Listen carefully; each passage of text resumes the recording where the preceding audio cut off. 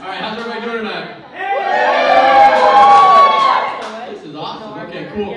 So it's what? Friday night, right? We're in Germany. We're not locked down. The club's open. The bar's open. We do crazy. We got some comedy tonight. Everybody happy about that? All right, cool. So we have tonight. We asked before you. He was, if you were lucky enough, he did a show about a month or so ago over at Patch. It's pretty funny. It's so funny that we actually asked him to come here to Kelley. So he's been working on some material. He's going to go longer. He's going to go harder. Hopefully not too hard. So anyways, yeah, what we got tonight is we got one of Africom's very own. We got a Mr. John Major Manley. So welcome John Manley up here.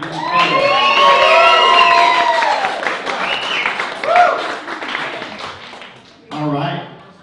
Well, you know, as Patrick said, thank you very much. It's a Friday afternoon in the summertime in Europe, and you guys chose to be at Kelley Barracks instead of posing in Positano or on Costa del Sol or Portugal or France or anywhere. You guys are here at Kelley Barracks. And so I thank you so much for that. I'm really appreciative that you guys stuck around and that you're here today.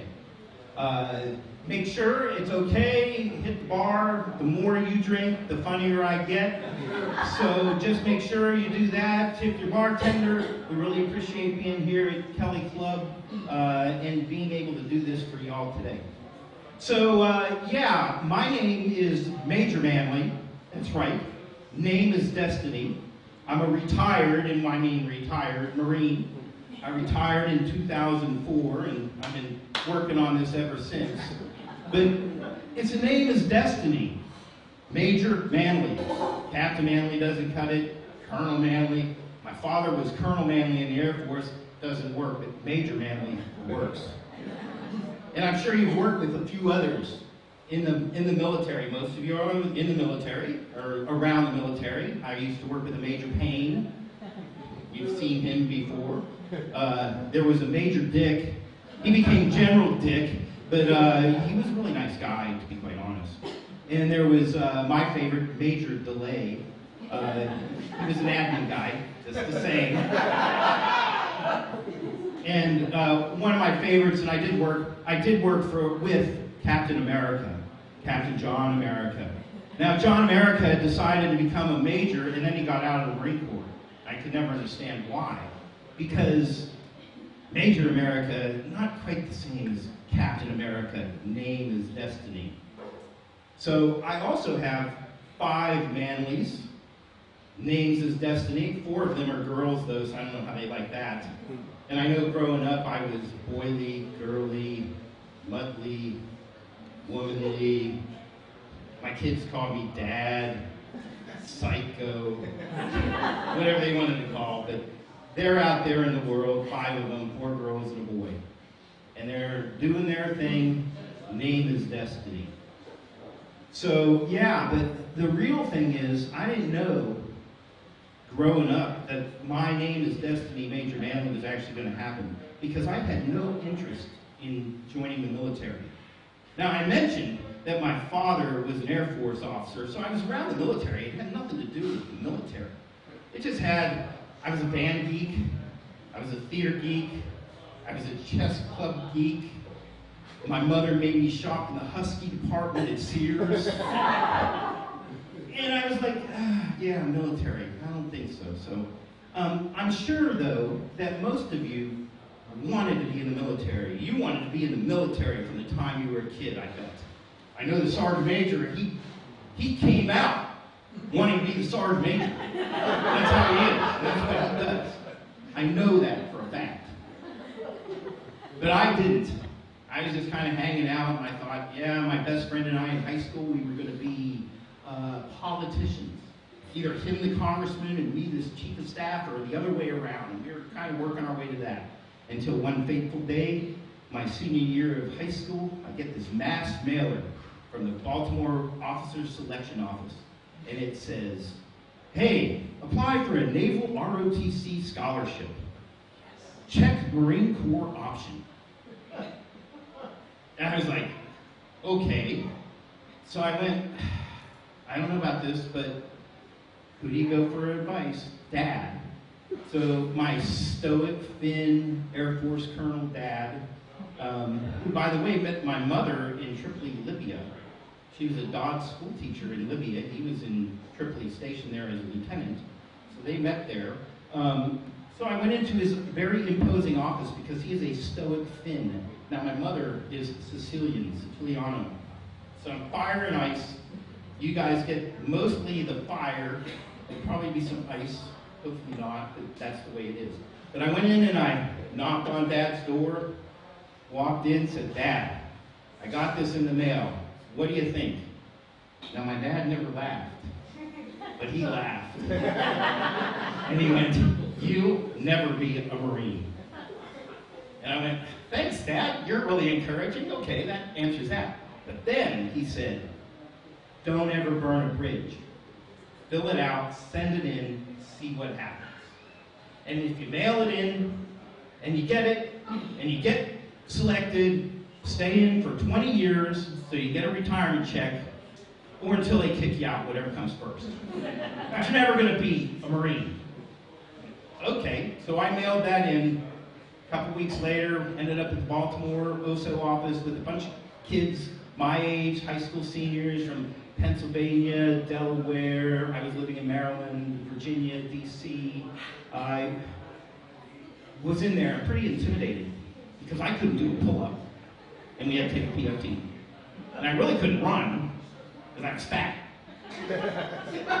Whatever. I mean, hey, they at least said I could come and apply and go through the interview process.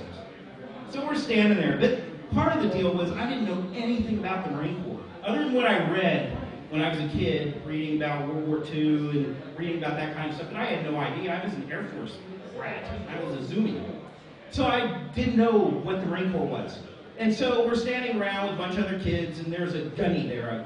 I didn't know what a gunny was, but there was a gunnery sergeant. He's standing there. He's regaling us with stories. He was a recruiter, so the only stories he could regale us with was how fast he could get recruits onto a bus to Paris Island. And I was like, how come we're training Marines in France, and how do you get a bus across the Atlantic? Couldn't figure it out. It's like, it just doesn't make any sense. So I wasn't going to ask them because I was pretty intimidated because I'd already come in last on the PFT and I figured I'd lost my chance. But there was another kid from Pennsylvania, from the cold country of Pennsylvania. His name was John Manley. John Stephen Manley, quarterback of his high school. I think he was a state champion. 6'2", solidly built. Came out like the sergeant major wanting to be in the Marine Corps. I was like, wow, that's pretty cool. Some guy has my name too. Name is Destiny. And I had a little chat. He was like, okay, yeah, well, we know that's going to go your way, not mine. It's like, okay, that's fine. About a month and a half later, my phone rings. It's that gunny. Congratulations, John Manley, you got a scholarship. Did John Stephen Manley get a scholarship?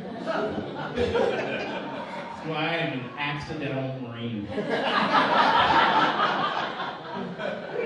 So I didn't know what I was going to do with the scholarship because my dad was so encouraging. I didn't apply to any schools that had ROTC programs. So I was like, I got a scholarship now. So I did a little checking, and I also knew that I had a job coming out. So I decided I could study something fun. And I like television production, film production. Nothing that would be practical in the job environment and doing any of that kind of stuff. Who needs that? I was going to go kill people in the Marine Corps. So that's about all I knew of the Marine Corps at the time. I learned a lot of sins, but that's what I knew. And so I did a little checking, and I ended up getting drawn to this southern accent. How y'all doing today? And I ended up at the University of Texas. And I was down at the University of Texas studying television and film in the ROTC program. Now, I'm a midshipman there. I'm not the best midshipman. You know, everybody aspires. I know every one of you who have worn the uniform aspire to rank, aspire to command, aspire to being a sergeant major, a leader, and all that. I made it to squad leader in my 40 years as an ROTC cadet. I was in class conflict my last 2 years because I didn't want to wear the uniform on Tuesday. So I learned every passageway and every secret corridor and every route where I would not run into the battalion commander, the battalion XO, my platoon commander basically is midshipman. And it was like, okay, well that's good. So, accidental midshipman. Well, name is destiny. Our Marine officer instructor was a guy by the name of Major Chuck Armstrong. Now, Armstrong drove a camouflage-colored Camaro. He was about 5'3". He looked like Popeye. I mean, he had huge arms, like he did. And this is, you can look it up, he set the Guinness Book of World Records while he was there for pull-ups. He did 1,000 pull-ups in 4 hours, dead hang against the wall in a gym. He did them in sets of 20 to 50. You know, and he was looking at me, and after my 5th flag detail I missed, he's like, you know, have you thought about being a stockbroker? Because you'll never be a Marine. I don't know, sir, I pay for school, I'm good. I'm here, and I did what I needed to do. And I graduated, and I went in, and I decided I wanted to be a tanker or artillery, something cool. I didn't want to walk, because I still hated to run, but I knew I could like drive there in a tank or get in a vehicle and go with artillery and then go blow things up and then go somewhere else. It's basically what I would do. But infantry, no. So I put that down. Well, the Marine Corps knows better, and he made me a finance officer. Which is probably good for the Marine Corps, although I had only taken 1 math class in college. Remember, I was a television filmmaker. I took the spirit of math. The teacher was the dean of the University of Texas math program. He was probably 120, and he looked like Christopher Lloyd, the professor in Back to the Future. And it was a total jock class. The guy sitting next to me was Rick McIver, the quarterback of the University of Texas football team. Roger Clemens sat right behind me. We had all these others, the cheerleaders. We had a Wimbledon tennis champion. We had all these people, and we had me. And we did prime numbers for the entire semester. I still couldn't tell you what a prime number is or not. But I got a C, and I was able to graduate out of there. So the Marine Corps made me a finance officer, which was fine. Okay, so I did that. And about 8 years later, I decided to move into public affairs because that was at least a little closer to television and film. And so I go into this grizzled old colonel in Barstow, California, and chief of staff, he'd been an infantry Marine, and I walked in and said, sir, I'd like to apply and become a public affairs officer. And he looked at me and he goes, John, why do you want to be on the B team? And I went, sir, I'm a dispersing officer. I'm already on the B team. Does it matter whether I do public affairs or whether I do dispersing? He goes, no, it doesn't really because you're on the B team. Sign the paper, and that's how I became a public affairs officer. So I did make my 20 years, surprising to my dad, in the reserves. I got out and did about 11 years active and then got out. And I made it to 20. But as a reservist, some of you know, you don't get paid until you're 60. So we had like a milestone. Everybody has milestone birthdays. You know, we pick the 0s and the 5s are milestone birthdays. And I always kind of pick things, okay, I'm going to do this on milestone bucket list stuff, and do that. My milestone, because I knew I would get paid when I was 60, was just to be breathing. All I wanted to do was breathe. I just wanted to make it so I could collect that one check and say, Dad, wherever you are, I got paid. I retired from the Marine Corps. And so that was my milestone birthday for 60. And actually, I turned 60 in 18 days, so I only have to breathe for 18 more days.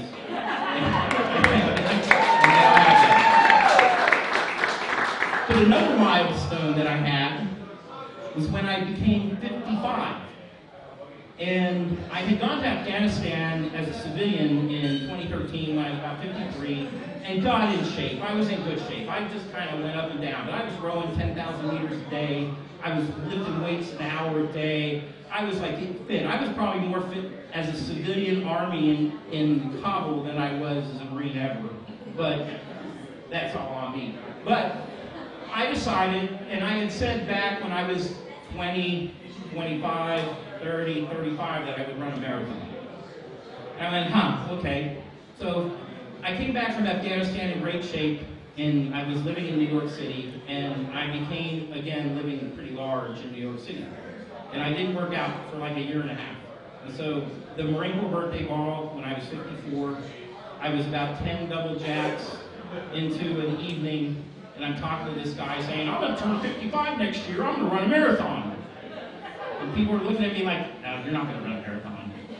Except this one guy, he's the cop of New York City precinct, the Central Park precinct, and a former Marine. He had been a Marine. And he said, you want to run New York?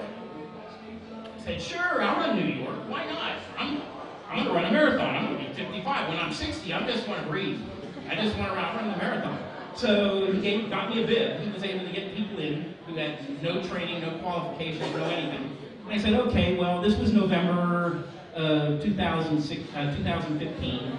So 2016, I'm going to run the marathon. So I waited until springtime to actually buy shoes and buy gear.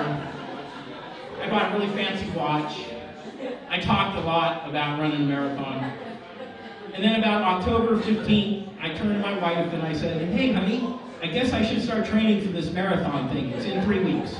And she was like, yeah, no, you're not going to run that because you will have a heart attack and you're not going to get to your 60 milestone. I said, yeah, you probably have a point there. So I deferred for another year.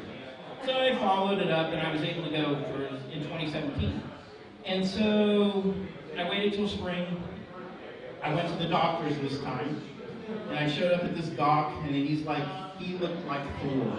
The guy was gorgeous. I mean, I'm a red-blooded American male, and he was gorgeous. He was 6'4", flowing locks, ran ultra-marathons, ran triathlons. He was an actor in his spare time. And I said, hey, doc, you need to check me out because I'm going to start training for the marathon that's in, this was May, the marathon's in November. I'm going to start training for this marathon. And he looked at me and he said, why don't you start with a 5K? And of course I said, why start with a 5K? I'm a Marine, I can do whatever I want. I just proved 20 years, somehow, I'm going to run a marathon. So he said, okay, check me out, everything was good. I did a echocardiogram thing, a treadmill test. I hate treadmills. I had not worked out since 2014. We're now at 2017, and I really hadn't done much. And so the doctor that was administering the echocardiogram on the treadmill was like, you're in about the worst shape I've ever seen anybody. And I'm like, oh, okay. Is my heart good enough to do this? He goes, well, yeah, your heart's good enough. So I did that. But the other thing I told him as I was in there was, I don't like running on treadmills. And he's like, well, why? And I said, well, because when I was in Afghanistan, about once a month, one of the contractors we usually found at the back of the treadmill. And I only got that way. I said, I'll row, I don't mind falling over, but I'm not going to get slung in the back. Have you ever seen those videos on that? That's not going to happen. So anyway, it was like, okay, so this is May, and I was planning this big trip to Europe. This is before we lived here. Big trip to Italy, Cinque Terre, all these great places, and in June, in the middle of July. Into the middle of July. So we showed up. I said, I can't start training before this big trip because that's going to ruin all the fun. So we were in Cinque Terre one night. My wife and I are sitting in a pizzeria, drinking some beer, eating some pizza. I was cargo loading for the marathon. And there was a table of, I call them the Great Danes. There were 4 Danish couples sitting behind us, middle-aged, at least as old as me, probably a little older. And we struck up a conversation. And at one point I said, hey, I'm going to run the New York City Marathon this year. And this Dane Room looks at me and he goes, we are marathoners. You, no. I went, whoa, wait a minute. You know, everybody can be a marathoner if they put their heart to it and their mind to it. He goes, they, and he starts pointing around the room. She has run 8 marathons. She looks like Greta Bites. You know, she has run 8 marathons. We have all run at least 1 marathon. You, no. And I said, well, I beg to differ, but I'm a United States Marine. I might be retired, but I'm a United States Marine. And I'm going to run the marathon in November. So the day I got back, we got back on the 16th of July. On the 17th of July, I made it Facebook official. I ran my first mile in 2.5 years. It was the god awfulest mile I've ever run. It was worse than the one I ran at that recruiting station. Within about a month, I was up to about 4 miles, and I wasn't the greatest trainer when it came to it. I ran 3 days a week maybe, and I ran maybe 3, 4, 5 miles. I was like, that's good enough. I'll do this. And then I went back to Thor, the doctor, and he's like checking on my progress, and I'm like, yeah. And he told me, he goes, look, if you can run a half marathon, you can run a full marathon. So I took that to heart, and I went, okay, if I can run a half. So 3 weeks before the marathon, I did my second longest run. I ran 16 miles. Took me a long time, but I ran 16 miles. I could barely walk when I got back, but I was like, hey, I ran more than 13.2, so I can run a marathon. I didn't run again because I couldn't, because I was in such bad shape. But the marathon comes up, I'm there. I convinced the 2 Army soldiers that I worked with, Lieutenant Colonel and a Master Sergeant. They were running with me. They had done, the Lieutenant Colonel used to run from our office in Midtown Manhattan all the way down to Fort Hamilton. He would run 12, 14 miles like every day, training for this thing. The Master Sergeant, same thing. He'd run wherever, and they're doing all these loops. I'm running 4 miles, 3 miles in the morning, and then having a donut or whatever. But we got up and we went and we ran. And I had plotted it out, and I figured, back to my Marine Corps training, I said, you know, if I can go 3.5 miles per hour, if I can do a force march, I can make it through. So I'm not going to force myself to do this. So I charted out, I wrote down every mile and how fast I was going to run, and I did all this. I hit the 13.2 mile mark within a minute of the time I projected. And I was like right on. And I was like, and I figured I could do it in about 6.5 hours, which for you speedsters and everybody I see out here, which I love because every day when I look at Kelley, I see fit people and I see all this and all this activity. Now again, I don't want to do it because right now, I'll wait till I'm 60 and I collect that paycheck, then I'll get out there. Then I'm not going to do it 18 days before. But I watched that, and I hit 13.2. And then my ankles gave up. And I was crossing the Queensboro Bridge, which is about the 15-mile mark, and the buses started passing me, picking up all the people, all the stragglers. By mile 16, which is this 4-mile run, and I just have to say, if you ever run a marathon, if you want to, whatever, however, run New York City. It's an amazing marathon. It's a lot of fun. Not my experience, but your experience. But there's already a crowd. There's already so many crowds. I kept hearing this wall of noise when you turn the corner and you head up First Avenue. I turned the corner, and they had stopped marking the chips. They had taken everything down. The water stations were down. Everything was down. My wife, my sister, a couple of friends were standing there going, yay!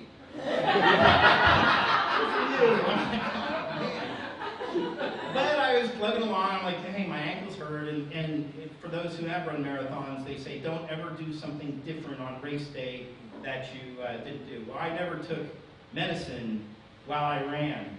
But my wife had some ibuprofen, and she gave me like Marine candy.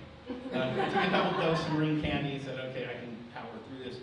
Popped some ibuprofen, ran up, had to stop for all the cross traffic because all the lights were working, traffic was going. I was making it. A friend of mine happened to be walking his dog, so he ran and walked with me for a little while. An 80-year-old lady, and she was like, gone. I can't keep up with that. She should have had a walker, I think. But anyway, I did my course, got around. Last 2 miles, all of a sudden, my family walked with me for a little while, and I was running and going, okay, well, I got this. I've got this. I got 2 miles from the end of the marathon, and all that Marine candy kicked in. And I went, wow, I feel great. So you guys jump in a taxi and go meet me at the finish line in Central Park. And I'm going to run, because you have to run through the park at the end, and go do this 2 miles. I ran the fastest 2 miles of the 26 miles. I ran 13-minute miles. I couldn't believe it. 2 13-minute miles. It was the fastest. However, I ran so fast, the taxi got stopped in traffic. And so they weren't there. So and I Facebook Live this as I was running. Every mile or two, I was like there because people thought I died about mile 15. You know, I had people around the world going, including Room, going, wow, what happened to him? He must have died. And I'm like, no, here I am on Facebook. Facebook, well, this sucks. But I'm doing it, and but I ran and I waited for 15 minutes so the cab could get my family to the finish line. And they got up there, and then they said, okay, and I'm standing around, and by then, it's dark. You know, most people aren't around. And I'm standing there, and, well, yeah, okay. You there yet? You know, I got a race to finish. And they got there. And so I sprinted in and up, and it was about 400 or 500 meters. And about 40 meters from the end, I passed the leprechaun, dressed as a leprechaun and running. And I finished the marathon in 51,243rd place. Out of 51,251. So I made it. 8 hours, 35 minutes, 47 seconds. Wow. And, no, that does not deserve a try, seriously. That doesn't deserve, that just deserves, you're really stupid. To prove how stupid I was, I went to the podiatrist because I had to figure out what was wrong with my ankle. He was a grizzled New York doctor. And I went to the podiatrist a couple weeks later because my feet weren't getting any better and I said, Doc, what's wrong with me? And he goes, well, you're fat and you just ran 26.2 miles. And I'm like, hey, can't argue with that. But anyway, obviously things are fine and they're there. So that, anybody, run a marathon, you can do it. If I can do it, anybody can do it. It's all about the heart. And speaking of heart, so what's my 60th thing just to be ticking when I get there in 18 days? Well, thank God for technology, like this Apple Watch. Well, don't thank God for the Apple Watch. Because thank God for the millennials and the Gen Xers who designed all the apps that take care of these fun apps. Like every time I have a little heart pain right here, I'm like, am I having a heart attack? ECG. I can check it. They go, nope, I got sinus rhythm, I'm good. Every time I feel short of breath. Oh, wait, what's my blood oxygen level? Huh. Oh, wait, yeah, it's okay, I'm at 95, that's good enough. Close enough, I'm good, I have that. These watches are amazing. Fitness watches and all this kind of stuff. Although when I see the rings and they want to finish, I get them about once or twice a week, but when they finish, it reminds me of the donut. That's why you eat a donut. So the technology is just absolutely amazing. For somebody like me who, because I planned 17 years ago that my goal would be to make it to 60, that as the finish line gets closer, I'm not running faster like I did in the marathon. What I'm doing is I'm just taking it easy. And I won't get off my couch. I'll ride a golf cart instead of walk. I don't want my heart rate up over anything unless I get to check it. You know, my heart rate's up now because I'm standing in front of y'all. But I look at this and I go, I don't want to do anything that does that. Now, last year, COVID tried to kill me and my wife. In the middle of all that, we about tried to kill each other because we weren't strong enough to change each other's channel choices on the TV. But she wanted to watch Lifetime movies, and I wanted to watch Family Guy. And but we were like, give me the remote. But we survived, and it was there. But so I look at all this stuff, and I just go, wow, I just have to survive. So closer and closer and closer that I do. But there are some other things that I learned technology-wise thanks to the millennials. So I went to the dentist, got cleaned up. They were like, yeah, you don't brush very well. I said, well, my parents were telling me that 55 years ago, whatever, okay, they go, you should get an electronic toothbrush. That'll help you. I said, okay, I'll get one. And they told me, and I looked, and I went, and there's this Oral-B toothbrush, sonic toothbrush. And I don't know if you do this, but I tell my wife, I say, honey, hand me my phone, I've got to go brush my teeth. Because there is an app for me brushing my teeth. And it sits there and it tells me which quadrant and how clean I get, and you set it and you do these things and brushes, and it does, and it's like the millennial trophy thing, hey, everything's a participation trophy now. Brushing my teeth every day is a participation trophy. And I go, great, you hit 100%. Wait, you're only at 98%. You pressed too hard a couple places. Oh, you missed that spot. And you do this, or whatever it is. So I have this toothbrush. But it's amazing because my mouth and teeth feel much better. I've been using it for about a year now. Well, we went on vacation over the 4th of July to Italy, to Positano. and we were hanging out Positano. I forgot that toothbrush, so I had to use a regular toothbrush. And I got home, I turned on the app, and it wouldn't talk to me. It was really sad. I was like, come on. She's like, you've been having an affair. Someone else has been in your mouth. I'm like, it's okay. No, really, I just forgot you at home. Yeah, that's what they all say. It's like, wow, okay. I took a little cajoling, and I gave her extra toothpaste, and so anyway, that damn thing. So that got me thinking. How about a couple other apps like that, like for hair loss? Want your hair? Have an app that says, hey, you're 60% gray now. Don't you think you should go to a hairstylist and have your hair cut? Or hey, you're brushing too hard. You pulled out 38 strands of hair on your left quadrant. Oh my God. Think about it. That'd be another one would be good. Would be sex. Hey, you're not quite hard enough. You missed a spot. You're pressing too hard. Wow. There's somebody who's going to think this. One of the young people is going to think this up and put this out there. So yeah, so it was there.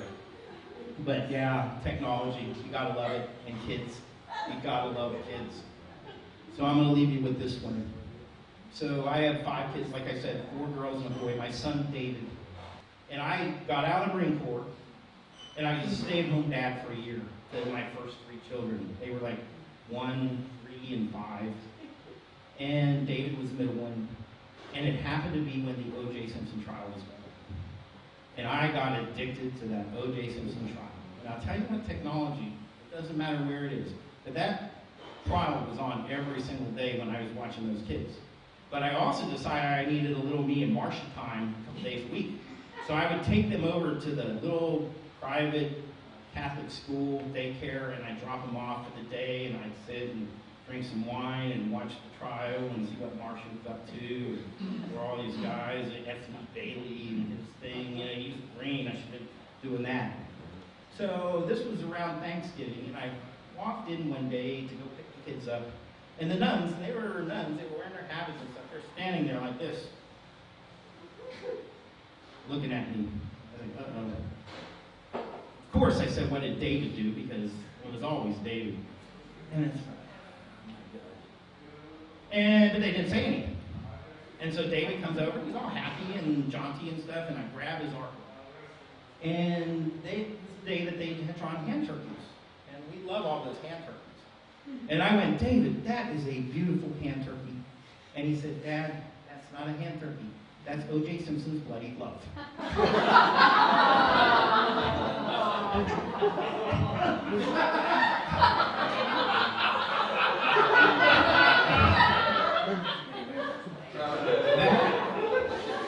That was the only piece of artwork I took when I went to Afghanistan.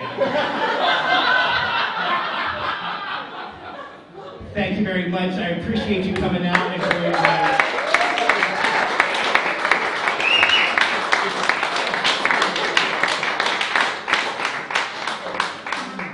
So everybody, we're definitely trying to revitalize the Kelley Club, and he was our first experiment. So I hope you enjoyed it.